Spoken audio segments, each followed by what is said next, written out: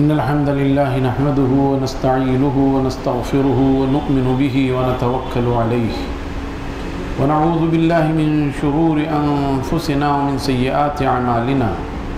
من يهده الله فلا مضل له ومن يضلل فلا هادي له وأشهد أن لا إله إلا الله وحده لا شريك له وأشهد أن محمدا عبده ورسوله يا أيها الذين آمنوا اتقوا الله حق تقاته ولا تموتن إلا وأنتم مسلمون يا أيها الناس اتقوا ربكم الذي خلقكم من نفس واحدة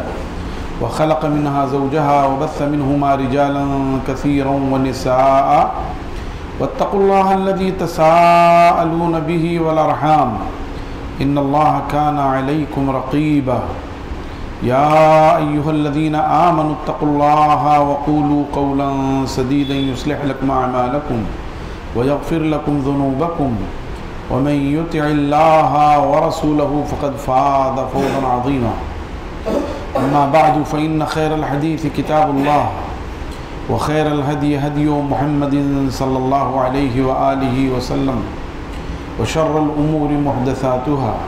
وكل محدثة بدعة وكل بدعة ضلالة وكل ضلالة في النار. محترم حضرات، سامعین و سامعات، آج 15 اگست ہے اور اس دن کو ہم ہندوستان کی آزادی کے دن سے تعبیر کرتے ہیں۔ آج ہمارے ملک کا 75واں یوم آزادی کا جشن منایا جا رہا ہے۔ اس مناسبت سے صوبائی جمعیت اہل حدیث مہاراشٹرا و مقامی جمعیت اہل حدیث مالیگاؤں کی جانب سے تمام برادران وطن کو یوم آزادی کی پرخلوص مبارکباد پیش کرتے ہیں اور اللہ تعالیٰ سے دعا کرتے ہیں کہ اللہ تعالیٰ ہمارے ملک کو فتنہ پروروں کے فتنے سے، حاسدوں کے حسد سے، مفسدوں کے فساد سے محفوظ رکھے، اور جو لوگ اس ملک کو خاک و خون میں ملانا چاہتے ہیں، اس ملک کے مفادات کو تباہ کرنا چاہتے ہیں، اس ملک کو اپنی گھناؤنی سازشوں کے ذریعے سے تباہ کرنا چاہتے ہیں، اللہ تعالیٰ انہیں سوجھ بوجھ اور ہدایت نصیب فرمائے اور ملک کے باشندوں کو باہم چین و سکون کے ساتھ رہنے کی توفیق عطا فرمائے، ایک دوسرے کے حقوق کے حفاظت کرنے کی توفیق دے، ایک دوسرے کا احترام کرنے، ایک دوسرے کے عزت و آبرو کی حفاظت کرنے، ایک دوسرے کے مفادات کی نگہداشت کرنے، ایک دوسرے کے مذہبی معاملات کو سنبھالنے کی توفیق عطا فرمائے۔ یہ نہ ہو کہ کسی کو اپنی اکثریت کا غرور ہو اور اس غرور میں اقلیت کو ملیا میٹ کر دے، یہ نہ ہو کہ کسی اقلیت کو محرومی کا احساس ہو اور محرومی کے احساس کے تحت وہ کوئی ایسا قدم اٹھائے جو اس کے لیے شایع نشان نہ ہو، یہ نہ ہو کہ ملک میں نفرت کی فضا قائم ہو۔ اس کے لیے ہم اللہ تعالیٰ سے دعا کرتے ہیں کہ اللہ تعالیٰ ہمیں ہمارے ملک میں امن و سکون عطا فرمائے۔ دراصل آزادی کب نصیب ہوتی ہے؟ جب انسان کے بنیادی حقوق محفوظ ہوں۔ بنیادی حقوق محفوظ ہوں گے تو انسان اپنے آپ کو آزاد تصور کرے گا، پرسکون تصور کرے گا۔ بنیادی حقوق کیا ہیں؟ انسان کی جان محفوظ ہو، اس کا مال محفوظ ہو، اس کی عزت و آبرو محفوظ ہو، اس کی عقل محفوظ ہو اور اس کا مذہب محفوظ ہو. ایسا نہ ہو کہ انسان کہیں جا رہا ہو اور وہ اس اندیشے میں ہے کہ کوئی اس پر گولی چلا دے، کوئی اس پر چاپڑ سے حملہ کر دے، کوئی اس پر پتھروں کی بارش کر دے. ظاہر ہے اگر یہ کیفیت ہوئی تو انسان پھر سکون میں نہیں رہ سکتا، ہر وقت خطرے میں رہے گا، خوف کے سائے میں زندگی گزارے گا اور پھر کسی پر اس کو قرار نہیں آئے گا. تو بنیادی حق یہ ہے کہ انسان کی جان محفوظ ہو. اس کے بعد اس کا مال محفوظ ہو. ایسا نہ ہو کہ آدمی دن بھر محنت کر کے خون پسینے کی کمائی جمع کرتا ہے اور شرپسندوں کے ہاتھوں اس کا وہ مال تباہ و برباد کر دیا گیا. بڑی محنت کے بعد اس نے عمارت بنائی، مکان بنایا اور شرپسندوں کے ہاتھوں اس مکان کو جلا دیا گیا. بڑی خواہشوں سے اس نے گاڑی خریدی اور لبے سڑک اس نے کھڑی کر دی تھی اور کچھ لوگ آئے اور اسے جلا کر چلے گئے. ظاہر ہے کہ پھر اس کے اندر احساس محرومی پیدا ہوگی اور پھر وہ مفلوج ہو جائے گا. کمانے کی اس کی جو خواہش ہے، کمانے کا جو اس کا جذبہ ہے وہ سرد پڑ جائے گا. اس لیے کہ جب اس کو یہ احساس ہوگا کہ کتنی بھی محنت سے کماؤ لیکن مال محفوظ نہیں ہے، کبھی بھی کوئی آ کر اسے جلا دے، کوئی آ کر اسے لوٹ لے، کوئی آ کر اسے توڑ پھوڑ دے، تباہ و برباد کر دے، تو آدمی مال نہیں کمائے گا. ایسے ہی عزت و آبرو کا مسئلہ ہے کہ آدمی اسی ماحول میں پرسکون رہ سکتا ہے، خوش خرم رہ سکتا ہے جب اس کو یہ معلوم ہو، یہ اطمینان ہو کہ اس کی عزت و آبرو محفوظ ہے. اور عزت و آبرو تو اتنی عظیم شے ہے کہ اللہ کے رسول صلی اللہ علیہ وسلم نے فرمایا من قتل دون نفسه فهو شہید ومن قتل دون ماله فهو شہید ومن قتل دون عرضه فهو شہید او کما قال علیہ الصلوۃ والسلام. جو اپنے جان کی حفاظت کرتے ہوئے مارا گیا وہ شہید ہے، جو اپنے مال کی حفاظت کرتے ہوئے مارا گیا وہ شہید ہے، جو اپنی عزت و آبرو کی حفاظت کرتے ہوئے مارا گیا وہ شہید ہے. آدمی اپنی عزت و آبرو کے لیے اپنی جان داؤں پہ لگا دیتا ہے، خطرات مول لے لیتا ہے. ہاں اس کی عزت و آبرو چلی گئی تو احساس کمتری میں مبتلا ہو کر کے کوئی ایسا قدم اٹھا دیتا ہے جو اس کو نہیں اٹھانا چاہیے، نعوذ باللہ، خودکشی کر لیتا ہے، پانی میں چھلانگ لگا کے ڈوب کے مر جاتا ہے، کچھ بھی کر لیتا ہے. تو آدمی کے بنیادی حقوق میں سے ایک حق ہے کہ اس کے عزت و آبرو کی حفاظت ہو. ایسے ہی اس کی عقل محفوظ ہو. عقل کب محفوظ ہوگی؟ جب دہشت کا ماحول نہ ہو، خوف کا ماحول نہ ہو، دنگے اور فساد کا ماحول نہ ہو، ایک دوسرے کی تکریم کا ماحول ہو، ایک دوسرے کے عزت و احترام کا ماحول ہو، ایک دوسرے سے خیر خواہی کا ماحول ہو. تو ایسے ماحول میں آدمی کی عقل محفوظ رہتی ہے اور آدمی کی عقل کام کرتی ہے. آدمی تعمیر کی سوچتا ہے، لیکن جہاں دہشت کا ماحول ہو، فساد کا ماحول ہو، وہاں آدمی ہر وقت ایسے لگتا ہے جیسے مالی خولیہ میں مبتلا ہے، ایسے لگتا ہے جیسے چوکنا ہے، ابھی کبھی کچھ کیا ہو جائے، ڈر رہا ہے کہیں سے آواز نہ آ جائے کہ صاحب وہ فلاں جگہ گولی چل رہی ہے اور فلاں جگہ فساد ہو گیا اور لوٹ مار ہو رہی ہے اور آگ زنی ہو رہی ہے. تو آدمی ایسے ماحول میں پریشان ہوتا ہے، اس کی عقل کام نہیں کرتی، وہ گھبرایا ہوا ہوتا ہے. تو آزادی کے لیے ضروری ہے کہ اس کی عقل محفوظ ہو. اور آپ دیکھیے کہ شریعت نے کتنا اہتمام کیا ان چیزوں کا. ایسی تمام چیزیں جو مفتر عقل ہیں جو عقل کو توڑ دیتی ہیں، عقل کو فاسد کر دیتی ہیں، عقل کو خراب کر دیتی ہیں، عقل کو متاثر کر دیتی ہیں، ان تمام چیزوں پر پابندی لگا دی، چاہے وہ شراب ہو، چاہے وہ نشے کی کوئی اور چیز ہو، ہاں، حشیش ہو، گرد ہو، براؤن سوگر ہو، افیون ہو، بھانگ ہو، چرس ہو، اسی میں آپ جوڑتے چلے جائیں گے تو آپ کی بیڑی ہو، آپ کا سگریٹ ہو، آپ کا گٹکھا ہو، آپ کا تمباکو ہو، یہ ساری چیزیں مفتر عقل ہیں۔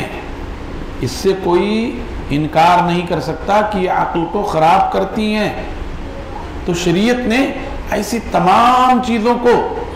ممنوع قرار دے دیا ہے۔ حجۃ الوداع کے خطبے میں اللہ کے رسول صلی اللہ علیہ وسلم نے فرمایا تھا، سوال و جواب کے بعد، ان دماءکم واموالکم وفی حدیث واعراضکم حرام علیکم کحرمت یومکم ھذا فی شہرکم ھذا وفی بلدکم ھذا۔ خبردار خبردار مسلمانوں سنو، تمہارا خون اور تمہارا مال اور تمہاری آبرو ایک دوسرے پر ایسے ہی حرام ہے جیسے آج کا یہ دن محترم ہے، یہ مہینہ محترم ہے، یہ شہر مکہ مکرمہ محترم ہے، ایسے ہی یہ بھی محترم، تمہاری جان، تمہارا مال، تمہاری آبرو۔ اور اسی طریقے سے پانچویں چیز یہ ہے کہ آدمی کا مذہب محفوظ ہو، کوئی اس کے مذہب سے چھیڑ چھاڑ نہ کرے، کوئی اس کی مذہبی شخصیات کا مذاق نہ اڑائے، کوئی اس کے مذہب کی مقدس کتابوں پر تبصرہ نہ کرے،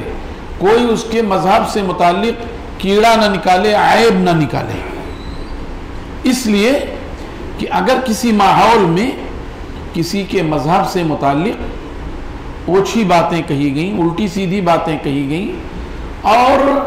اسی طریقے سے وہ باتیں کہی گئیں جو شایع نشان نہیں ہیں، تو لازمی بات ہے کہ پھر وہ آدمی محفوظ ہے، مطمئن ہے کہ ہمارا مذہب محفوظ ہے۔ لیکن اگر کسی کے مذہب پر، اکثریت اقلیت کے مذہب پر، اقلیت اکثریت کے مذہب پر جملے کسے، اس کے رہنماؤں کی، اس کے مذہبی شخصیات کی توہین کرے، ان کے خاکے بنائے، ان کی مقدس کتابوں کے تعلق سے جو ہے غلط تبصرے کرے، تو ظاہر ہے کہ اس سے انسان کو ذہنی اذیت اور ذہنی کوفت ہوتی ہے۔ اس لیے کہ مذہب کے بغیر کوئی شخص زندہ نہیں رہ سکتا، کوئی بھی شخص زندہ نہیں رہ سکتا۔ دنیا کا سب سے بڑا بے وقوف آدمی دہریہ ہے، ناستک ہے، جو یہ کہتا ہے گاڈ از نتھنگ، خدا کچھ نہیں۔ اس سے بڑا بے وقوف، اس سے بڑا جاہل دنیا میں کوئی پیدا ہی نہیں ہوا۔ مذہب کے بغیر کوئی زندہ نہیں رہ سکتا، چاہے وہ آسمانی مذاہب کے ساتھ زندہ ہو، چاہے وہ خود ساختہ مذاہب کے ساتھ، ریت رواج والے مذاہب کے ساتھ زندہ ہو، مگر مذہب ضروری ہے۔ مذہب کے ذریعے سے اس کے دل کو تسلی ملتی ہے، اس کو اطمینان نصیب ہوتا ہے، اور اس کو اپنے بارے میں ایک بھروسہ ملتا ہے۔ تو مذہب محفوظ ہو، یہ بنیادی طور پہ 5 مذاہب ہیں، 5 حقوق ہیں۔ آدمی کی جان محفوظ ہو، اس کا مال محفوظ ہو، اس کی آبرو محفوظ ہو، اس کی عقل محفوظ ہو، اور اس کا مذہب محفوظ ہو۔ یہ بنیادی حقوق، فنڈامنٹل رائٹس، یہ بنیادی حقوق اگر محفوظ ہیں تو آدمی آزاد ہے۔ اگر یہ بنیادی حقوق حاصل نہیں تو پھر آدمی آزاد نہیں ہے۔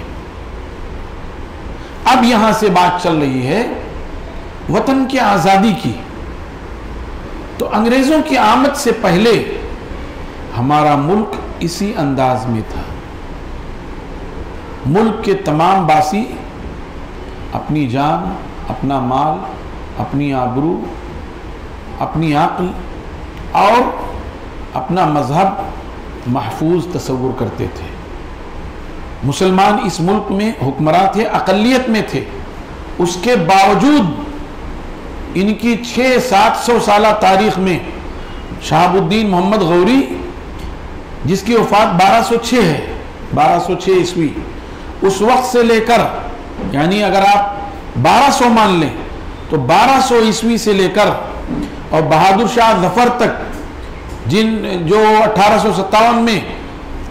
کہہ لیجئے کہ مغل حکومت کا خاتمہ ہوا، 1200 سے لے کر 1857 تک، یہ 650 سال ایسے ہیں جو مستقل طور پہ ہندوستان پہ مسلمانوں نے حکومت کی ہے، ورنہ اس سے پہلے محمود غزنوی یا اور بھی لوگوں نے جزوی طور پہ حکومت کی، لیکن مستقل حکومت شہاب الدین محمد غوری کے زمانے سے شروع ہوئی، اور پھر غلامہ خاندان کے لوگ آئے، شمس الدین التمش آئے، اور پھر اس کے بعد خلجی خاندان آیا، پھر تغلق خاندان آیا، پھر لودھی خاندان آیا، پھر مغل خاندان آیا، اور مغل خاندان کے بیچ میں تھوڑی دیر کے لیے سوری خاندان آیا ہمایوں کے دور میں، یہاں تک کہ 1857 میں انگریزوں نے مغل حکومت کا خاتمہ کر دیا۔ یہ جو آپ کو 650-700 سالہ دور ملتا ہے، اس پورے دور میں کوئی ایسا قابل ذکر واقعہ قومی طور پہ، انفرادی طور پہ کسی نے کسی کو تکلیف پہنچائی ہو،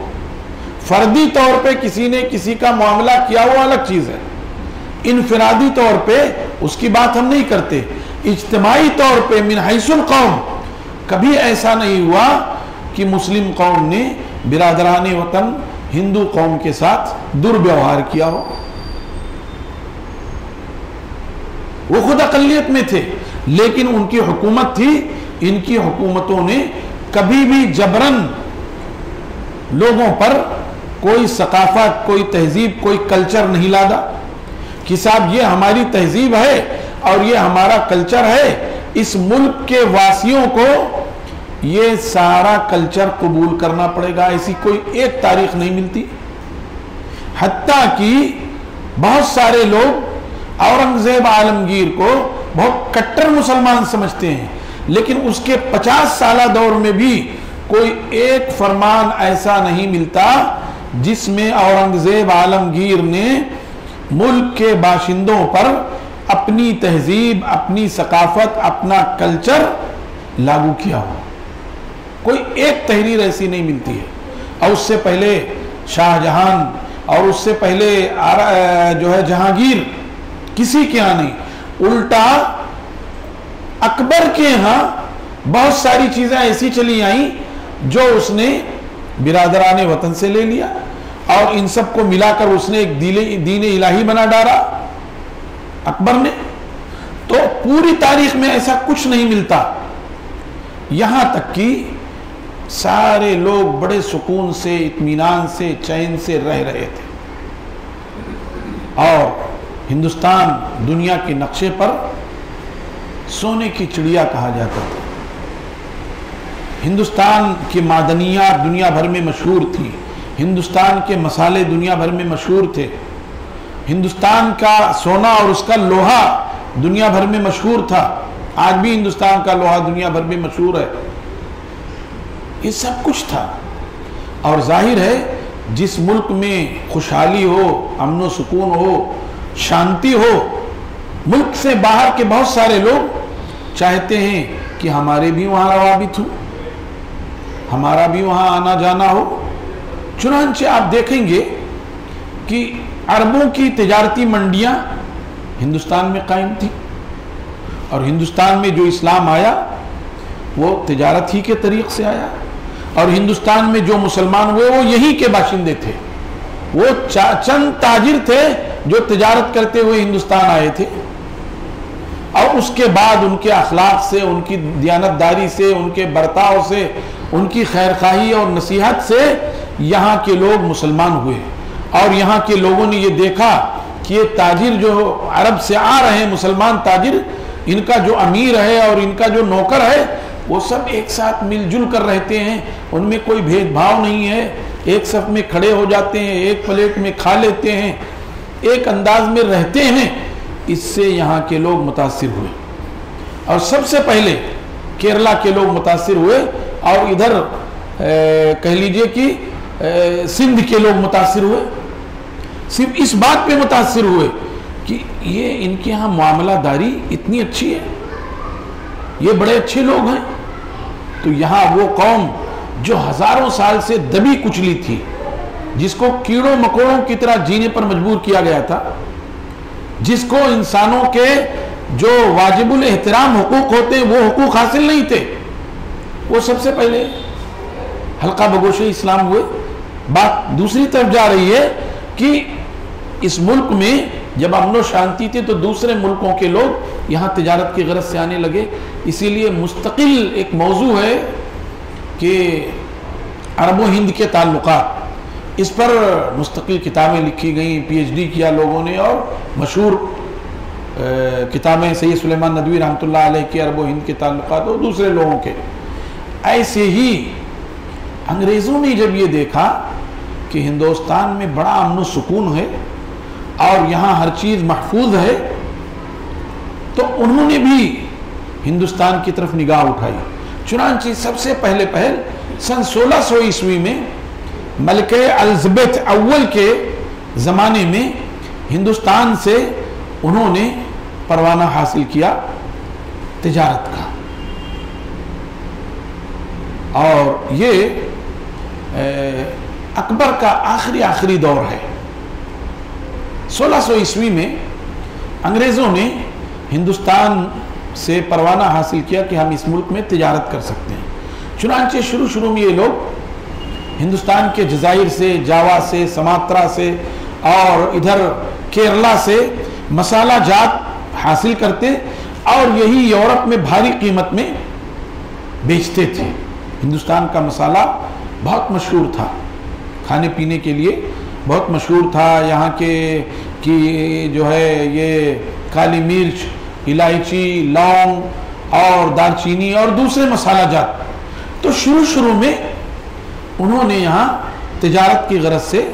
قدم رکھا, اور پھر جب تجارت تھوڑا فروغ ہونے لگا تو ایسٹ انڈیا کمپنی بن گئی,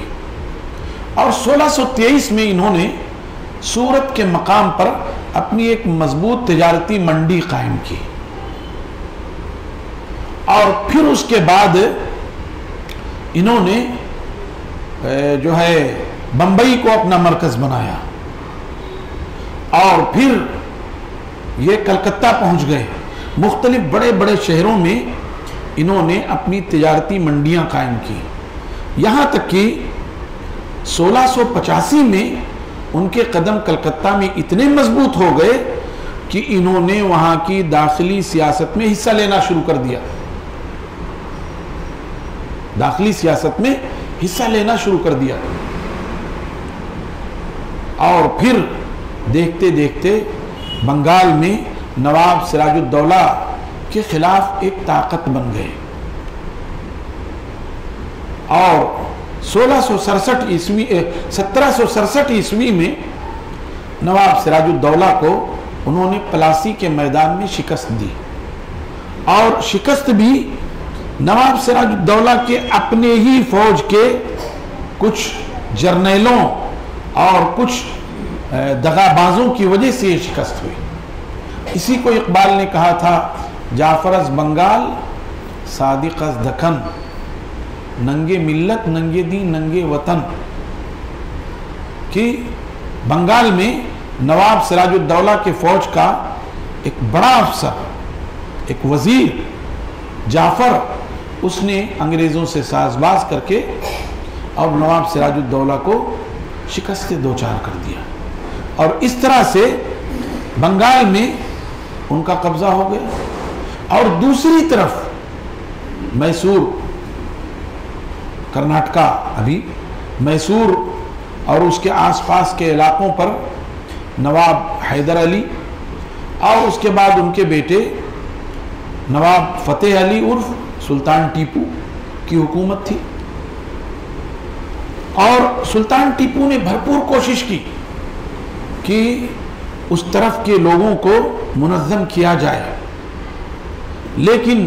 جب کسی قوم پر زوال آتا ہے تو پھر طوائف الملوکی شروع ہو جاتی ہے.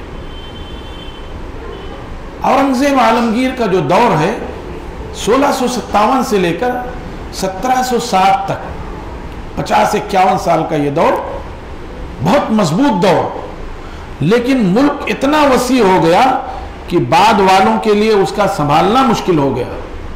और वो आपस में टकराते रहे और जगह जगह छोटी छोटी रियासतें बन गई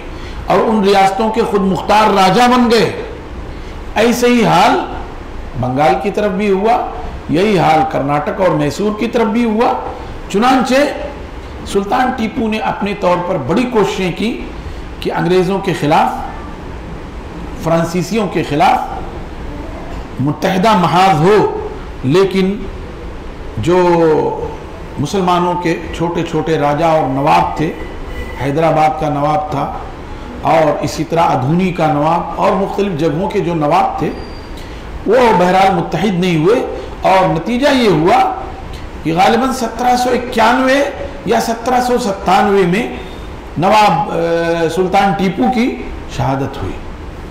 और उसमें उन्हीं के फौज का एक नालायक और दगाबाज जो है सादिक, उसकी वजह से शिकस्त हुई। तो अब इस तरह से हालात बढ़ते चले गए। वो शुरू में तिजारत की गरज से आए, जब तिजारत में उनके पांव जम गए तो फिर उन्होंने जो है धीरे धीरे वहां की महल्ली और दाखिली सियासत में हिस्सा लेना शुरू कर दिया और उसमें अमल दखल में आ गए और फिर इस तरह से धीरे धीरे वो मुल्क पर काबिज होते चले गए। और फिर ये दौर आया कि 1857 में मुसलमानों ने एक मजबूत जंग की, पूरे मुल्क के तूलो अर्ज में मजबूत जंग की। वहां भी मुसलमानों में कुछ गद्दार और कुछ शिकस्त खुर्दा जहनियत के लोग थे जिन्होंने अंग्रेजों का साथ दिया। उसमें बाज़ बड़े नाम निहाद लोग भी थे और बहरहाल मुसलमानों की ये मजबूत जंग आज़ादी शिकस्त में तब्दील हो गई, जिसको लोग गदर कहते हैं। अफसोस ये है पढ़े लिखे लोग भी उसको गदर कहते हैं। गदर माने धोखा, यानी हम अपने हुकूक के लिए अगर लड़ रहे हो तो ये धोखा है। हाँ? पढ़े लिखे लोग, गैर मुस्लिम तो गैर मुस्लिम हैं, जो मुसलमान हैं और मुसलमानों में से भी जो पढ़े लिखे लोग हैं वो भी बोलते हैं साहब गदर 1857 में ऐसा हुआ। अरे यार, अपनी तारीख को तुम खुद मलिया मेट कर रहे हो। हाँ? अपनी हुर्रियत आजाद, अपनी जंगे हुर्रियत को गदर से ताबीर कर रहे हो। इससे बड़ी गलती और क्या हो सकती है। तो जो मुसलमानों ने उसमें शिकस्त खाई तो उसके बाद अंग्रेजों का जुल्म बढ़ गया और 1857 के बाद गोया हिंदुस्तान पर अंग्रेजों का बिला शिरकते गैर मुकम्मल कब्जा हो गया। उससे पहले बाज इलाके आज़ाद थे। वक्त लगा, सबसे पहले बंगाल पे उन्होंने कब्जा किया, फिर उसके बाद वो उधर मैसूर और केरला और कर्नाटका के इलाकों में, और फिर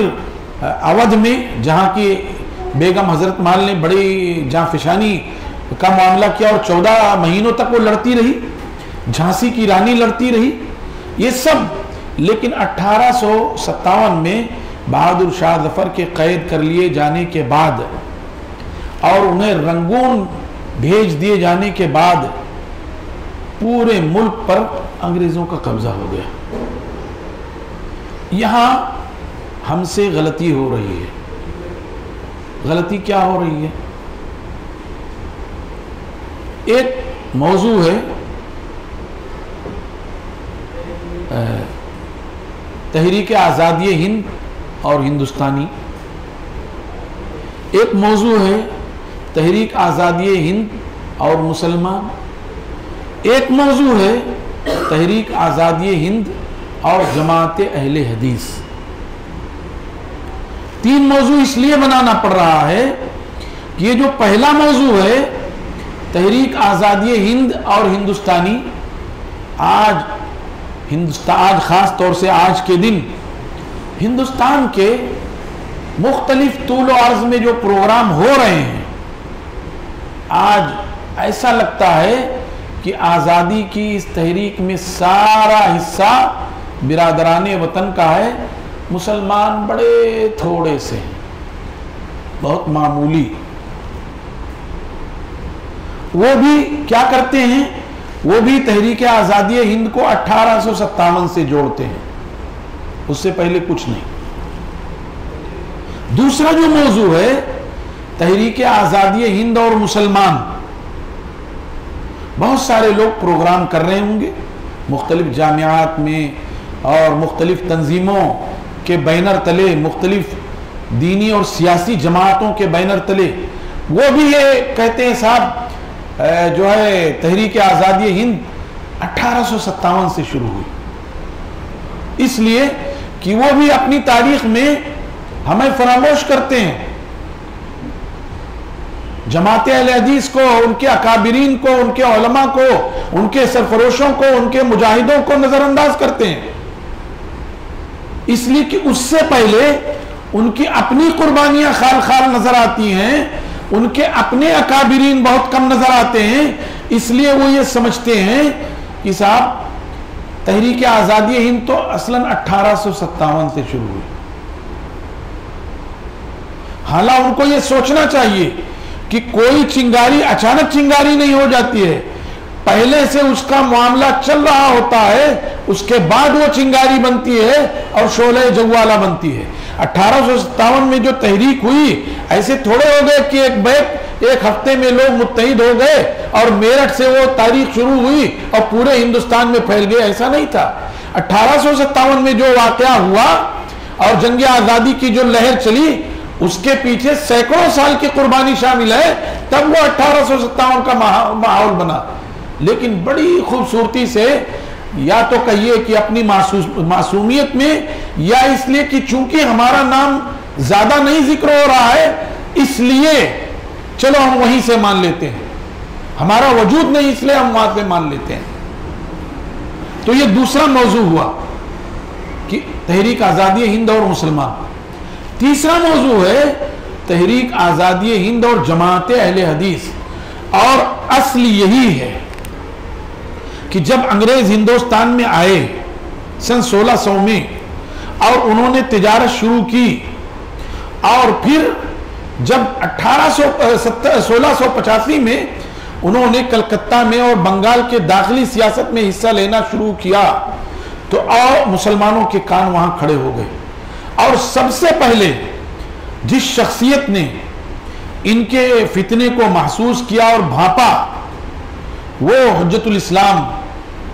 شاہ ولی اللہ محدث دہلوی رحمۃ اللہ علیہ تھے، جن کی وفات 1762 ہے غالباً۔ وہ سب سے پہلے انہوں نے اس کو محسوس کیا اور لوگوں میں ذکر کیا، اور اس کے لیے وہ مغل دربار میں گئے، اورنگزیب کے جانشینوں کے پاس گئے اور ان سے یہ کہا کہ اب بھی موقع ہے کہ اپنے آپ کو سنبھالو، اور یہ جو سمندر پار سے قوم آئی ہے، ایک دن تمہارے آبا و اجداد کی سلطنت اور اس کے تخت پر قابض ہو جائے گی، اپنے آپ کو سنبھالو۔ لیکن جب دیوار گرنے لگتی ہے تو ایک دو اینٹ سنبھالنے سے کچھ نہیں ہوتا، کیونکہ اس کی بنیاد ہل چکی ہے۔ یہ خود آپس میں طوائف الملوکی کا شکار تھے، ان کے شہزادے، مغل شہزادے اور مغل شہزادیاں، اور خود لال قلعہ کا ماحول جو ہے وہ منافقت سے بھرا پڑا تھا، ایک دوسرے کے دشمن تھے۔ تو سب سے پہلے شاہ ولی اللہ محدث دہلوی رحمۃ اللہ علیہ نے اس فتنے کو سمجھا، اور پھر اس کے بعد ان کے بڑے صاحبزادے محدث ہند حضرت شاہ عبدالعزیز محدث دہلوی رحمۃ اللہ علیہ نے جرات کی، اور انگریزوں کے بڑھتے ہوئے اثر و رسوخ اور بہت سارے حصوں پر ان کے قبضے کے بعد شاہ صاحب نے جرات کرتے ہوئے ہندوستان کو دارالحرب قرار دیا اور دارالحرب کا فتویٰ دیا۔ اب جو لوگ تحریک آزادی ہند کو 1857 سے جوڑتے ہیں، ابھی 2007 میں بڑی بڑی پگڑیاں پہن پہن کے لوگوں نے آزادی کی 150 سالہ تاریخ منائی. گویا ہم مسلمانوں نے اپنی 100 سالہ تاریخ کو اپنے ہاتھ سے دفن کر دیا. اگر دوسرے ہمارے تعلق سے کچھ کہتے ہیں تو ہم چلانے لگتے ہیں صاحب ہماری تاریخ مٹائی جا رہی ہے, ہمارے بڑوں کا نام مٹایا جا رہا ہے, ہمارے مجاہدین کا تذکرہ نہیں کیا جا رہا ہے, اور ایسا نہیں اور ویسا نہیں. اور 1857 سے پہلے حضرت شاہ ولی اللہ محدث دہلوی رحمۃ اللہ علیہ سے لے کر کے اور سید احمد شہید بریلوی رائے بریلوی اور شاہ اسماعیل شہید رائے بریلوی اور علماء صادق پور کے خدمات کو ہم اگر اپنے ہاتھوں سے خود ہی دفن کر دیتے ہیں تو یہ کیا ہے؟ کیا یہ جرم نہیں ہے؟ کیا یہ تاریخ کے ساتھ ناانصافی نہیں ہے؟ کیا ہم گویا اپنی تاریخ کو اپنے ہاتھ سے خود مسخ نہیں کر رہے ہیں؟ تو شاہ عبدالعزیز محدث دہلوی رحمۃ اللہ علیہ نے ہندوستان کے دارالحرب ہونے کا فتویٰ دیا اور ملک کے باسیوں پر یہ لازم کیا کہ وہ ملک کی آزادی کے لیے جد و جہد کریں. اور اس کا لازمی نتیجہ یہ ہوا کہ شاہ عبدالعزیز محدث دہلوی رحمۃ اللہ علیہ کے بھانجے شاہ عبدالحی بڈھانوی رحمۃ اللہ علیہ اور شاہ اسماعیل شہید رحمۃ اللہ علیہ اور امیر المجاہدین سید احمد شہید رائے بریلوی رحمۃ اللہ علیہ یہ لوگ تیار ہوئے اور ان لوگوں نے ملک کو انگریزوں سے اور دوسرے عناصر سے پاک کرنے کے لیے عملی جد و جہد شروع کیا اور کہہ لیجئے کہ میدان عمل میں اترے یہ لوگ اور پورے ملک میں انہوں نے آزادی کی جوت جگائی. یہاں تک کہ سن 1831 یا 32 میں بالا کوٹ کے میدان میں یہ حضرات شہید ہو گئے. اس قافلے میں عظیم آباد پٹنہ سے 2 عظیم شخصیات مولانا ولایت علی عظیم آبادی اور مولانا عنایت علی عظیم آبادی رحمت اللہ علیہ شریک تھے. جب ان دونوں حضرات کی اور مجاہدین کی ایک بڑی تعداد کی شہادت ہو گئی تو پھر ان لوگوں نے اس کو بڑھ کر کے آگے اس تحریک کو آگے بڑھایا اور اس کے عالم کو گلے سے لگایا اور پھر یہ کوشش کرتے رہے اور لگے رہے. مولانا عنایت علی عظیم آبادی, مولانا ولایت علی عظیم آبادی, مولانا یحییٰ علی عظیم آبادی, مولانا عبداللہ صادق پوری, مولانا احمد اللہ صادق پوری, یہ وہ لوگ تھے جنہوں نے بھرپور محنت کی اس آزادی کے جد و جہد کے لیے کہ ملک آزاد ہو جائے. اور اسی کے نتیجے میں 1857 میں پورے ملک کے طول و عرض میں انگریزوں کے خلاف ہندوستانیوں کا جذبہ نفرت ابل پڑا اور پورے ملک میں ہر طرف سے ان کے خلاف عملی طور پہ جد و جہد شروع ہوا. لیکن اللہ کی مشیت اس کی قضاء و قدر کے فیصلے کے تحت یہ تحریک ناکام ہو گئی. اس کے بعد لوگ خاموش نہیں بیٹھے. 1857 میں یہ جو مسلمانوں نے جنگ کی اصلاً تو اس وقت مسلمان ہی تھے, اس وقت غیر مسلموں کا حصہ نہیں تھا, صحیح بات یہ ہے, یا برائے نام تھے 1857 سے پہلے. اس کی وجہ یہ تھی کہ انگریزوں نے تخت و تاج کس سے حاصل کیا تھا؟ مسلمانوں سے حاصل کیا تھا. تو ہم سے ہمارا مال چھینا گیا تو ہم ہی لڑیں گے نا, آپ نہیں لڑیں گے, کیونکہ آپ سے تو چھینا ہی نہیں گیا تھا, چھینا ہم سے گیا تھا, ہم لڑیں گے. اس لیے اصلاً ہیرو اس جنگ کے مسلمان ہی تھے. لیکن 1857 کی جو جنگ ہوئی اور انگریزوں کو جتنی مشقت اٹھانی پڑی اور انہیں باہر سے جتنی فوجیں منگانی پڑی اور پھر جس انداز میں جس ڈپلومیسی سے اور مسلمانوں اور ہندوؤں میں سے بہت سے افراد کو توڑ کر کے اور ان کو بدعہدی میں مبتلا کر کے ان کو لالچ دے کر کے, مسلمانوں میں بھی کچھ لوگ تھے, ہندوؤں میں بھی کچھ لوگ تھے, ان کے ذریعے سے انہوں نے بہرحال یہ جنگ جیت لی. جنگ تو انہوں نے جیت لی، لیکن ہندوستانیوں کو اب یہ احساس ہو گیا کہ گویا انگریزوں کو شکست دیا جا سکتا ہے، یہ احساس ہو گیا، یہ سمجھ گئے وہ کہ ہم ان کو شکست دے سکتے ہیں۔ اور اب وہاں سے 1857 کے بعد مسلمانوں کے تمام طبقات کے ساتھ ساتھ غیر مسلموں نے بھی ہاتھ بڑھائے اور انہوں نے بھی کوشش کی۔ ایسا نہیں ہے، اللہ تعالیٰ نے کیا فرمایا؟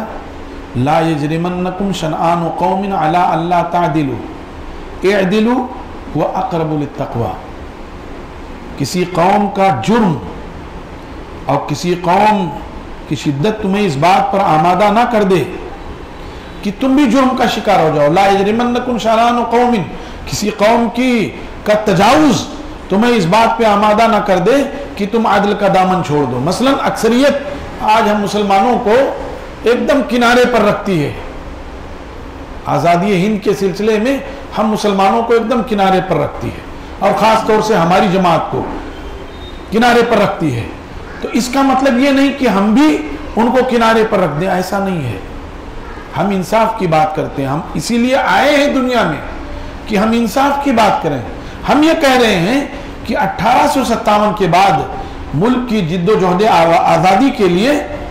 ملک کے تمام طبقات نے، مسلمانوں نے، ہندوؤں نے، سکھوں نے، سب نے مل کر کے کوشش کی، یہاں تک کہ ہمارا ملک آزاد ہو گیا۔ اب سوال یہ ہے کہ اس ملک کی آزادی میں جماعت اہل حدیث کا حصہ کیا ہے؟ تو جماعت اہل حدیث کا حصہ اس ملک کی آزادی میں 1857 سے پہلے کا جتنا کچھ ہے وہ سب کچھ ہی نہیں کا ہے۔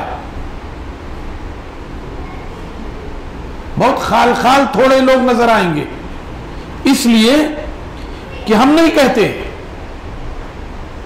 ڈاکٹر تارا چند جو مشہور مورخ ہے اور جس نے ہندوستان کی آزادی سے متعلق کہہ لیجئے مواد کا اور مصدر کا کام کیا ہے، اس نے لکھا ہے کہ آزادی ہند کی تحریک میں صرف جماعت اہل حدیث کے 5 لاکھ علماء کرام کو شہید کیا گیا۔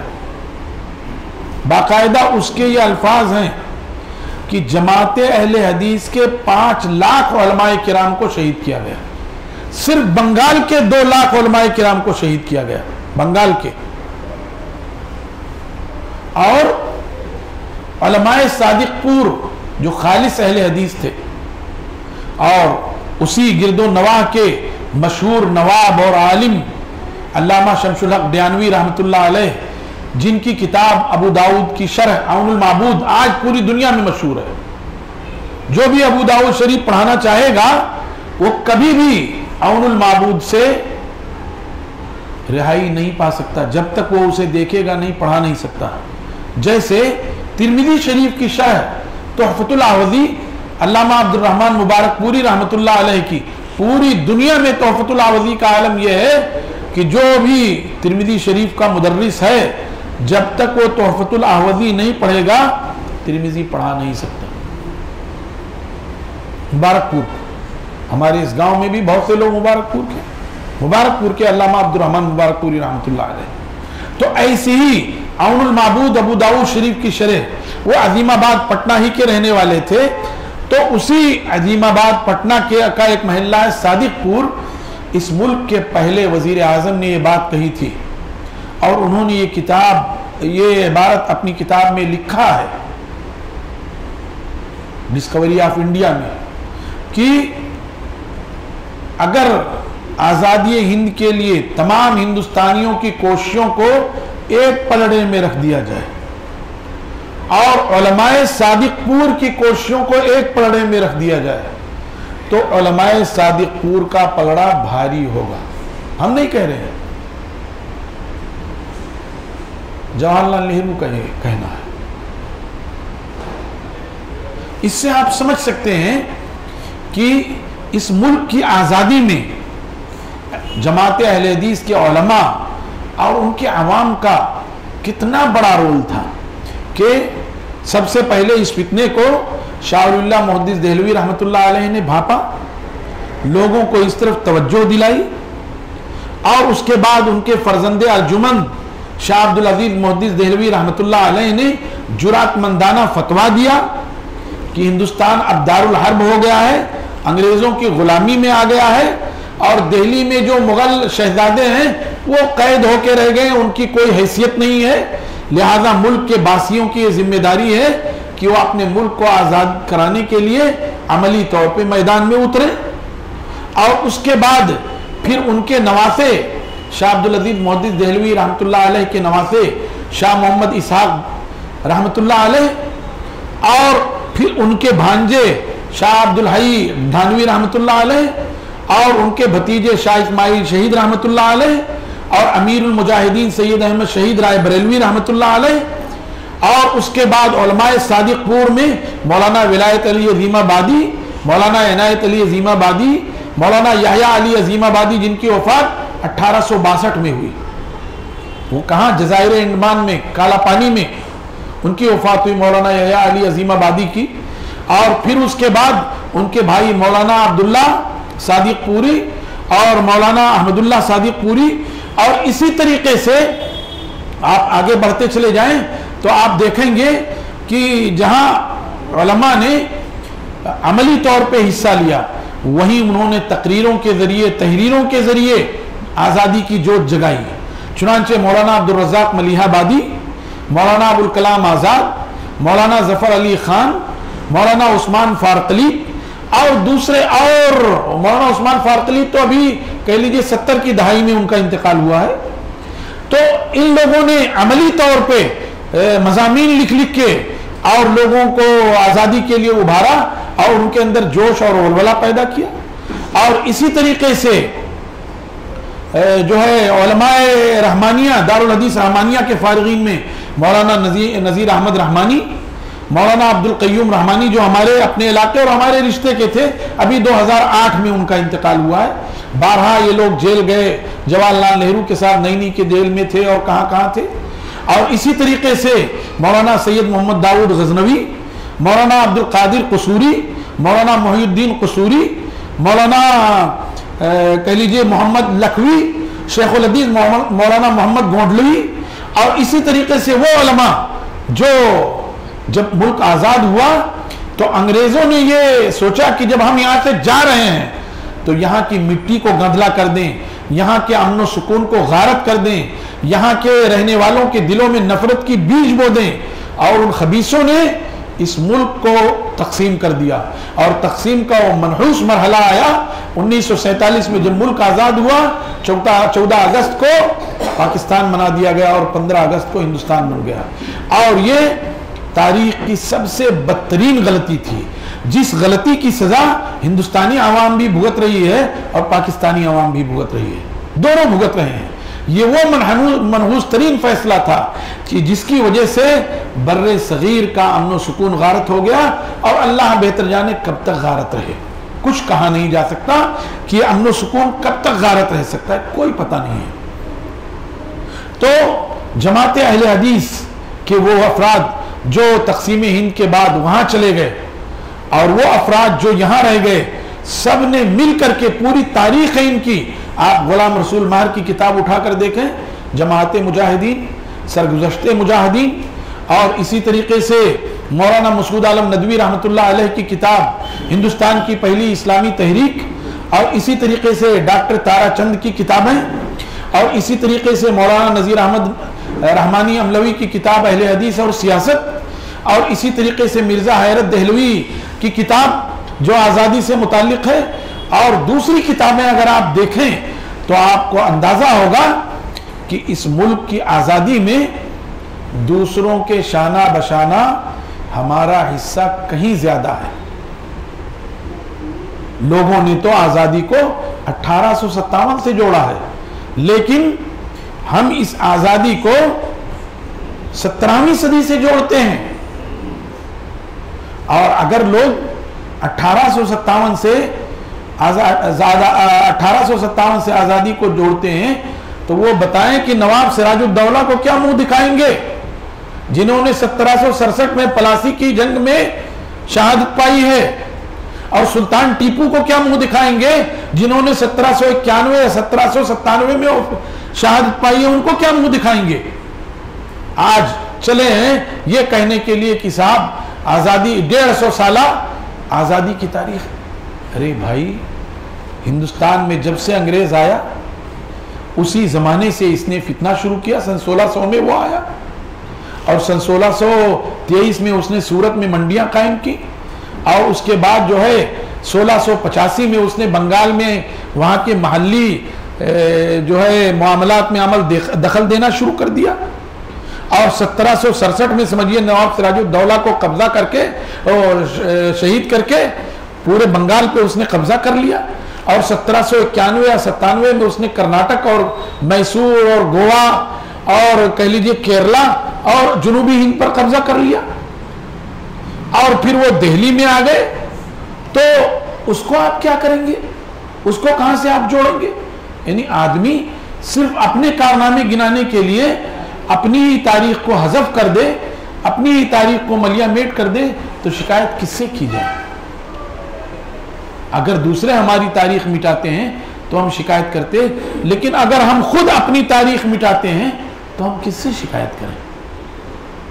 تو یہ تاریخ جو ہندوستان کے آزادی کی جو جد و جہد کی جو تاریخ ہے، یہ تاریخ 17ویں صدی سے ہی شروع ہو گئی ہے. شاہ ولی اللہ محدث دہلوی رحمۃ اللہ علیہ سے شروع ہو گئی ہے اور شاہ ولی اللہ محدث دہلوی رحمۃ اللہ علیہ کی وفات 1762 ہے اور اس کے بعد شاہ عبدالعزیز محدث دہلوی رحمۃ اللہ علیہ اور ان کے بعد پھر شاہ محمد اسحاق جو ان کے نواسے تھے وہ مسند درس پر آئے اور پھر اس کے بعد شاہ محمد اسحاق کے بعد شیخ الکل میاں سید نذیر حسین محدث دہلوی رحمۃ اللہ علیہ جنہوں نے ہندوستان میں 60 سال تک بخاری کا درس دیا اور خود وہ انگریزوں کے ظلم و ستم کا شکار ہوئے. خود ان کی مسجد اور ان کے مدرسوں اور ان کے مسجدوں پہ چھاپے مارے گئے. 1 سال تک انہیں راول پنڈی کی جیل میں بند کیا گیا. ان پر سختیاں کی گئیں کہ آپ اپنی جماعت کے افراد کے نام بتائیں. میاں سید نذیر حسین محدث دہلوی کو انگریزوں نے راول پنڈی میں قید کیا اور سختیاں کی کہ آپ اپنی جماعت کے افراد کے نام بتائیں. جماعت اہل حدیث کے، جماعت مجاہدین کے، وہ سختیاں برداشت کرتے رہے لیکن انہوں نے نام ظاہر نہیں کیا. اس سے بڑی تاریخ یہ ہے کہ انگریزوں کو یہ خبر لگ گئی کہ سرحد پر مجاہدین کی مدد کے لیے پٹنہ اور اس کے آس پاس اور بنگال سے مدد جاتی ہے. خبر لگ گئی کہ ان کا ایک جاسوس کچھ راز لے کر کے اور کچھ مال لے کر کے جا رہا ہے اور اس جاسوس کی شناخت بھی بتا دی مخبروں نے. جاسوس کو خبر لگ گئی. کتنی بڑی بات ہے یہ دیکھیے اور کتنی انہوں نے اپنے ملک کے لیے اور اپنی قوم کے لیے، ہندوستانی قوم کے لیے قربانی دی. خبر لگ گئی تو انہوں نے کیا کیا؟ خنجر سے اپنی ایک آنکھ نکال کے پھینک دی کہ جب وہ وہاں سے چیک پوسٹ سے گزریں گے تو جو نشان بتایا گیا ہے وہ ان میں رہے گا نہیں. بھئی وہ دونوں آنکھیں ہیں، ساری چیزیں ہیں، لیکن ایک آنکھ نکال دیا انہوں نے. علامہ عبدالحمید رحمانی رحمۃ اللہ علیہ نے اس کو تفصیل سے کہیں ذکر کیا ہے ملک کی آزادی کے تعلق سے اور غلام رسول مہر وغیرہ نے لکھا ہے. تو ان لوگوں نے ساری محنتیں کی. یہ صحیح ہے کہ جماعت اہل حدیث کے شانہ بشانہ دوسرے لوگوں نے بھی قربانیاں دی ہیں، اس میں کوئی شبہ نہیں کہ مولانا محمد قاسم نانوتوی، مولانا شیخ الہند مولانا حسین محمود الحسن اور اسی طرح سے مولانا حسین احمد مدنی، مولانا انور شاہ کشمیری اور اسی طریقے سے مولانا حفظ الرحمان سیوہاروی، مفتی عتیق الرحمان عثمانی اور دوسرے لوگ ہیں. اس میں کوئی نہیں. ہم ان لوگوں میں سے نہیں ہیں جو اپنا قد اونچا کرنے کے لیے دوسروں کو مٹی کے نیچے پاٹ دیں. ہم ان لوگوں میں سے نہیں ہیں. اللہ ہمیں ان لوگوں میں سے نہ بنائے، بلکہ ہم تو ان میں سے ہیں کہ جس کسی نے معمولی کام بھی کیا ہے ہم اس کو بھی واضح کرتے ہیں. ہم یہ کہتے ہیں کہ ان حضرات کی قربانیاں ہیں، مولانا عبید اللہ سندھی وغیرہ کی قربانیاں ہیں، لیکن ساتھ ہی ساتھ ہم یہ بھی کہتے ہیں کہ صاحبو ہم اگر آپ کا اعتراف کرتے ہیں تو آپ کو بھی اعتراف کرنا چاہیے، اور اگر آپ اعتراف نہ کر سکو تو کم از کم اپنی تاریخ کو نہ مٹاؤ. اپنی تاریخ جو 100 سالہ سے زیادہ ہے، یعنی 1857 آپ جوڑ رہے ہو، ہم کہہ رہے ہیں 1757 سے پہلے یہ آزادی کی تحریک شروع ہوئی ہے. شاہ ولی اللہ محدث دہلوی رحمۃ اللہ علیہ نے لوگوں کو متنبہ کیا ہے، اور شاہ عبدالعزیز محدث دہلوی رحمۃ اللہ علیہ نے فتویٰ دے کر کے لوگوں کو تیار کیا ہے. اس کو آپ کیا کرو گے؟ اور نواب سراج الدولہ جو 1767 میں مارے گئے، شہید ہوئے، اور سلطان ٹیپو جو 1791 اور 1797 میں شہید ہوئے، ان کو آپ کیا کریں گے؟ اس لیے ایسا نہ کرو کہ آپ اپنے بھائیوں کی تاریخ مٹاؤ، نتیجہ یہ ہو کہ دوسرے لوگ برادران وطن آپ کی تاریخ مٹا دیں. اور یہ ہوگا، انما الجزاء من جنس العمل، بدلہ تو عمل کے جنس سے ہوگا. جب آپ اپنوں کو مٹاؤ گے تو دوسرے آپ کو مٹا دیں گے. تو یہ جو یوم آزادی ہم منا رہے ہیں، آج 75واں ملک جو ہے یوم آزادی منا رہا ہے، اس میں پورے ہندوستانیوں کی قربانی شامل ہے، ہندوؤں کی، مسلمانوں کی، سکھوں کی، سب کی شامل ہے، اور ہم سب کو تسلیم کرتے ہیں. یہ اور بات ہے کہ آج حالات ایسے بن گئے کہ جو کل تک اپنے آپ کو یہ سمجھتے تھے کہ صاحب ہم تو سوشل لوگ ہیں، رفاہی کام کرتے ہیں، مذہبی لوگ ہیں، ہمیں آزادی سے کیا لینا دینا، آج وہ ہم کو دیش پریمی اور دیش دروہی کی سند بانٹتے ہیں، جبکہ کل ان کا کچھ تھا ہی نہیں. ان کے معافی ناموں پر معافی نامے جمع ہیں، عدالتوں میں، کورٹوں میں، دستاویزات میں، اور کہہ لیجئے کہ فرنگی آفسوں میں. اب یہ اللہ کی مشیت ہے، جس انداز میں چاہتا ہے وہ. اللہم مالک الملک تؤتی الملک من تشاء وتنزع الملک ممن تشاء وتعز من تشاء وتذل من تشاء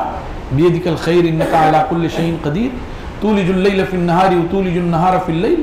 وتخرج الحی من المیت وتخرج المیت من الحی وترزق من تشاء بغیر حساب. اللہ تیری شان تو یہ ہے کہ تو ساری بادشاہت تیری ہے، جس کو چاہے تو بادشاہت دے دے، اور جس سے چاہے تو بادشاہت چھین لے، اور جس کو چاہے تو عزت دے دے، اور جس کو چاہے تو ذلت کی کھائیوں میں ڈھکیل دے. تیرے ہی ہاتھ میں ساری بھلائیاں ہیں، تو ہر چیز پر قادر ہے. اللہ تیری شان تو یہ ہے کہ تو رات کو دن میں داخل کر دیتا ہے، اور دن کو رات میں داخل کر دیتا ہے، اور زندہ کو مردہ سے نکال دیتا ہے، اور مردہ کو زندہ سے نکال دیتا ہے، اور جس کو چاہتا ہے تو بے حساب رزق دے دیتا ہے، جس کو چاہتا ہے بے حساب رزق دے دیتا ہے. ان کے لیے دنیا جنت ہے، بے حساب رزق دے دیا. ہمارے لیے آزمائش ہے، ہم کو بھی بے حساب دیتا ہے، کسی کو کم دیتا ہے، کسی کو زیادہ دیتا ہے. تو اب یہ جو حالات ہیں، ان حالات میں ہماری یہ ذمہ داری بنتی ہے کہ ہم اپنے ملک کے تئیں وفادار رہیں، اپنے ملک کے تئیں اپنی دعائیں کریں کہ اللہ تعالیٰ اس ملک کو امن و شانتی کا گہوارہ بنا دے، اس ملک میں نفرت کا ماحول ختم کر دے. جن کے دلوں میں ملک باسیوں کے تئیں نفرت ہے، اللہ تعالیٰ ان کے دلوں کی اصلاح فرما دے. اللہ تعالیٰ حالات کو ملک کے تئیں سازگار کر دے. یہ زمین اللہ کی ہے،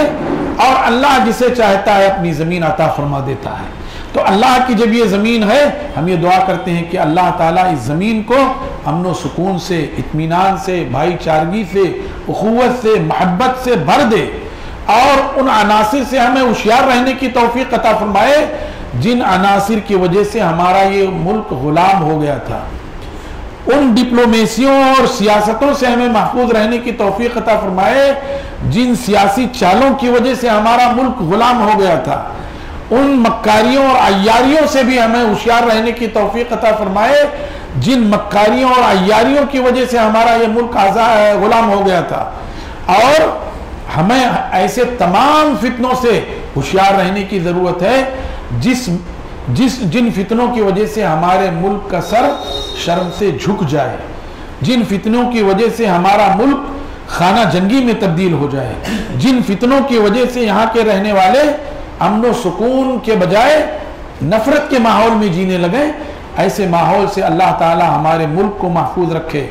ہماری سرزمین کو محفوظ رکھے دشمنوں سے، مفسدوں سے، فتنہ پردازوں سے اور دنگائیوں سے اللہ تعالی ہمارے ملک کی حفاظت فرمائے،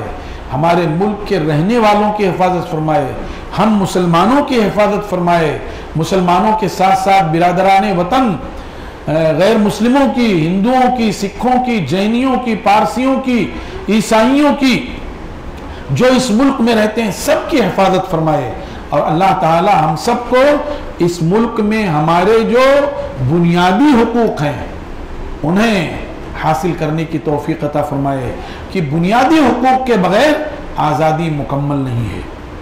میں نے شروع میں ہی ذکر کیا ہے کہ جب تک آدمی کی جان محفوظ نہ ہو وہ آزاد نہیں رہ سکتا، جب تک آدمی کا مال محفوظ نہ ہو وہ آزاد نہیں رہ سکتا، جب تک آدمی کی عزت و آبرو محفوظ نہ ہو وہ آزاد نہیں رہ سکتا، جب تک آدمی کی عقل محفوظ نہ ہو وہ آزاد نہیں رہ سکتا، جب تک آدمی کا مذہب محفوظ نہ ہو وہ آزاد نہیں رہ سکتا۔ اللہ تعالی ہمیں ہمارے یہ بنیادی حقوق عطا فرما دے اور ملک کو امن و سکون اور بھائی چارگی کے ساتھ رہنے کی توفیق عطا فرما دے۔ اقول قولی ھذا واستغفر اللہ لی ولکم ولسائر المسلمین فاستغفروہ من کل ذنب انہ هو الغفور الرحیم، وصلی اللہ وسلم علی نبینا محمد وعلی آلہ وصحبہ اجمعین ومن تبعہم بإحسان الی یوم الدین۔ والسلام علیکم ورحمۃ اللہ وبرکاتہ۔